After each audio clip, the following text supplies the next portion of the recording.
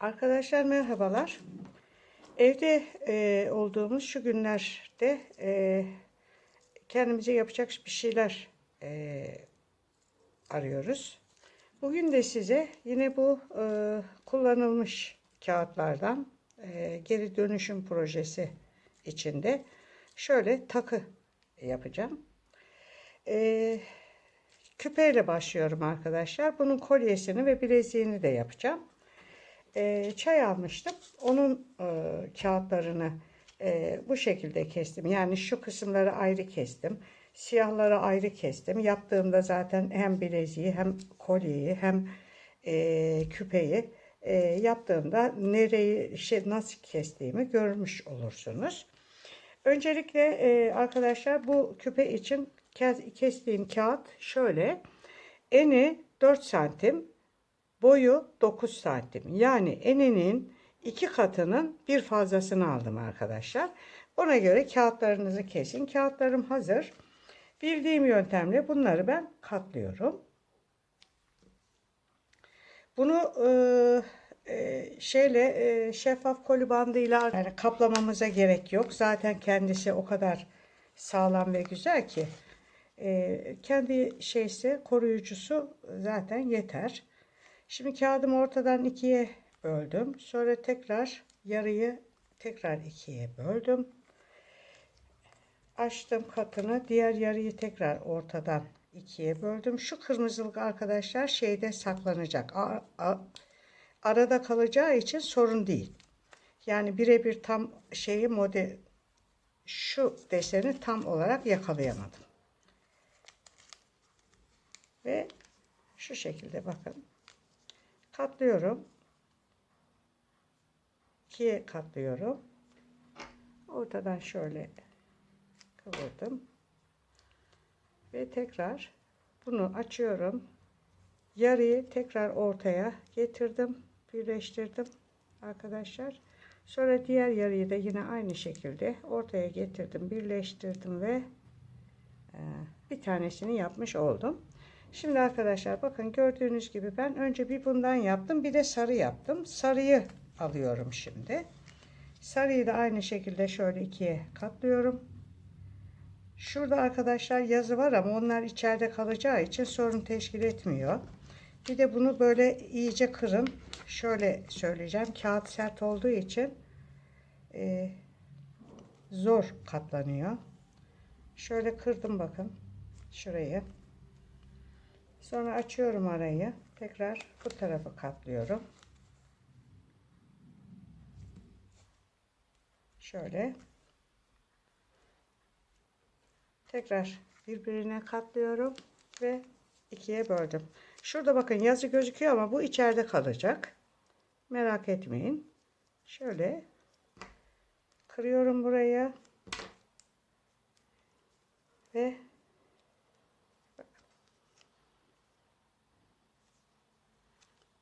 bakın şu şekilde katladım. Diğer yarıyı da aynı şekilde şöyle ortaya getirdim ve şöyle. Şimdi şunu bunun içine geçiriyorum arkadaşlar. Bildiğimiz yöntemle. Yalnız burada genelde şöyle yapardık ya arkadaşlar. Şu yeniden taktığımızı şu başa getirirdik. Ve şu kısım bütün olarak kalırdı.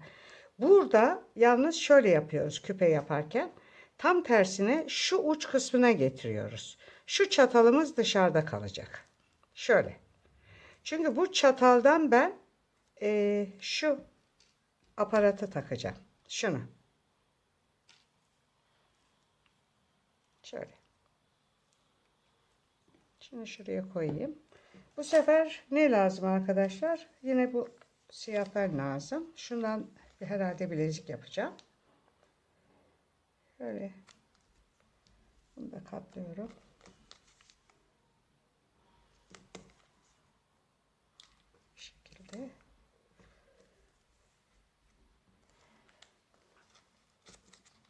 Bu küpeler için arkadaşlar şey de yapabilirsiniz. Mesela şeker kutuları, kağıtları olur. Kentin şekerleri vardır ya hani. rengarenk. Onları da kullanabilirsiniz. Onlar da çok güzel olur. Nescafe kağıtları güzel olur. Yani küpe için veya kolye için veya bilezik için gerçekten bunlar çok güzel olur. Şimdi şunu şöyle ortadan yine bildiğimiz yöntemle katlıyoruz arkadaşlar bunları. Bunlarla ilgili videolarım var. Kağıt çanta oynatma listeme bakarsanız bunların hepsini görme imkanınız olur. Bakın bir tane bundan taktım, bir tane bundan taktım. Şimdi şundan takıyorum.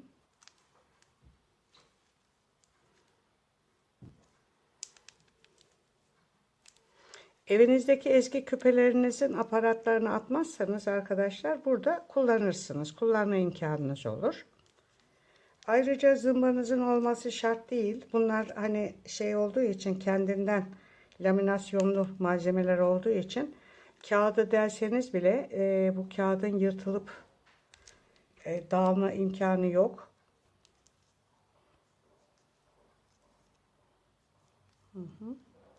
Şimdi şu sarıdan bir tane de sarı yapacağım. Sarının uç kısmını arkadaşlar yalnız kapatacağız.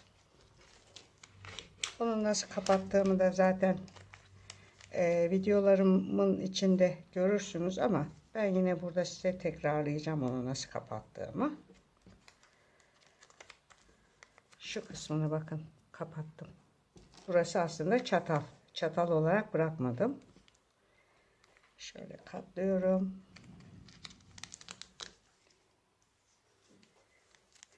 İkiye katlıyorum. Kırıyoruz. Ve tekrar şöyle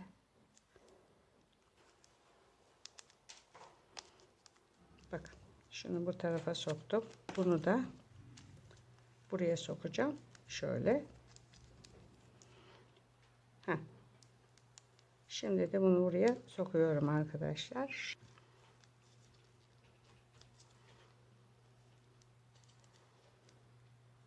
Evet. Bakın. Tamam mı arkadaşlar?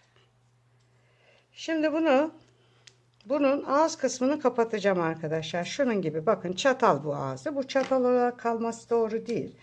Onun için şöyle küçük bir parça yani şu benim kestiğim şu kağıt var ya arkadaşlar. Bunun aşağı yukarı yarısından azıcık fazlasını kestim.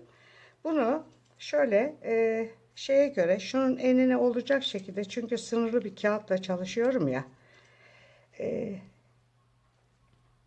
Eğer normal büyük bir kağıtlaysa zaten şu yaptığımız şeyin yarısını alıyoruz. Ama böyle benim yaptığım gibi sınırlı bir kağıtla çalışıyorsak bunu artık uydurup kaydıracağız. Şöyle bakın aşağı yukarı katladığım şey böyle. Gördünüz mü? Bakın eni aşağı yukarı bu. Şimdi bunu arkadaşlar şöyle yapıyorum. Katladım bunu. Normal katladığımızı düşünün.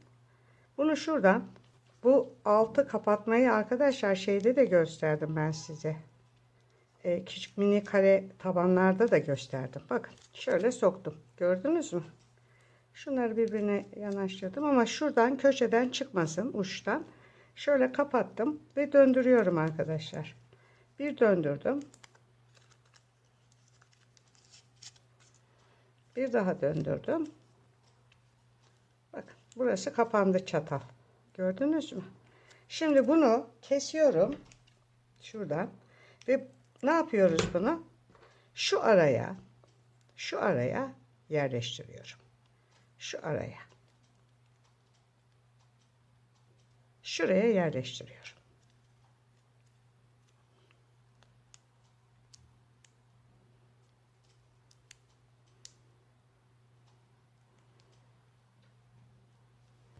Bakın arkadaşlar. Şu araya soktum. Bunu tabi düzeltmemiz lazım şöyle. Gördünüz mü? Burası yerleşti. Sıkıştı. Daha doğrusu burayı da kapatmış oldum. Şimdi arkadaşlar şunu takmaya geldi. Bunu şu şekilde tutacağım. Şöyle benim elimde minik şeylerim var. Minik rivetlerim var arkadaşlar, böyle tek delikli. Bunu deri işiyle ilgilenen arkadaşlar bilirler. Ama sizde yoksa önemli değil. Önemli olan burayı muntazam delmek. Bakın arkadaşlar, şöyle tutuyorum ve ben bunu deliyorum. Şuradan.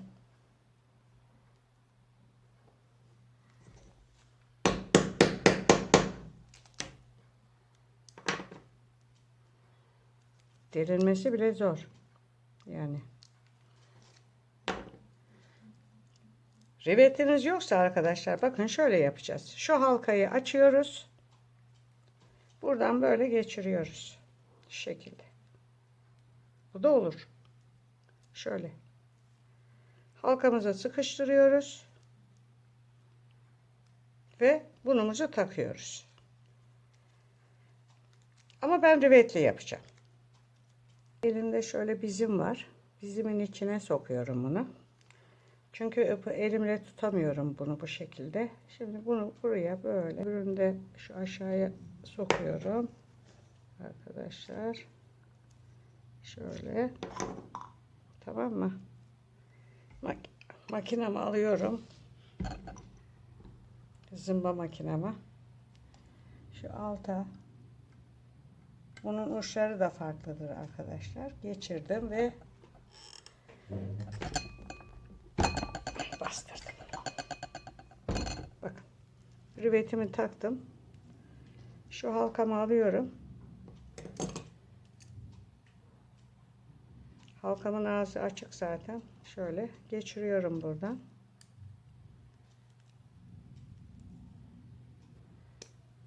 Evet. Bakın.